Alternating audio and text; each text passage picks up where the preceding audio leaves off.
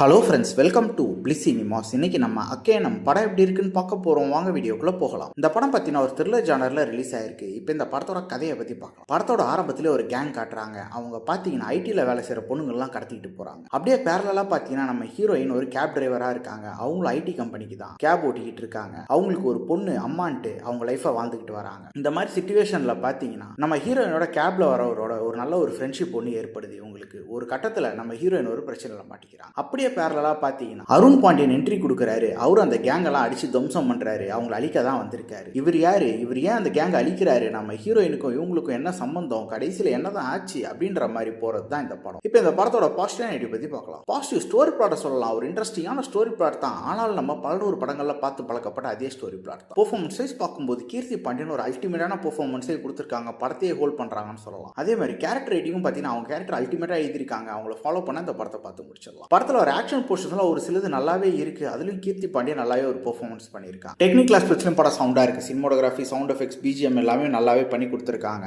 படத்துல இவங்க மெயின்டைன் பண்ணியிருக்க சஸ்பென்ஸ் ஃபேக்டர் பெருசா ஒர்க் அவுட் ஆகல. அதுதான் இந்த படத்தோட நெகட்டிவ். அப்படியே பேரலா பாத்தீங்கன்னா அருண் பாண்டியனுக்கு ஒரு ஃபிளாஷ் பேக் வருது. அதெல்லாம் பாக்குறதுக்கு அண்டளவு இன்ட்ரெஸ்டிங்கா இல்ல. அதெல்லாம் தான் ரெகுலர் டெம்ப்ளேட்டான படத்துக்கு போற மாதிரி ஒரு ஃபீல் வரதான் செய்யுது. இந்த படத்தை கீர்த்தி பாண்டியனை வச்சு முடிச்சுட்டாங்கன்னா இந்த படம் வேற லெவல்ல ஒரு ஆக்ஷன் த்ரில்லர் படமா வந்திருக்கும். அதை இவங்க மிஸ் பண்ணிட்டாங்கன்னு சொல்லலாம். ஓவராலா பாத்தீங்கன்னா இது ஒரு ஒன் டைம் வாட்சபிள் படம் தான். வேணும்னா ட்ரை பண்ணி பாருங்க. இன்னொரு வீடியோல சந்திக்கலாம். தேங்க்யூ.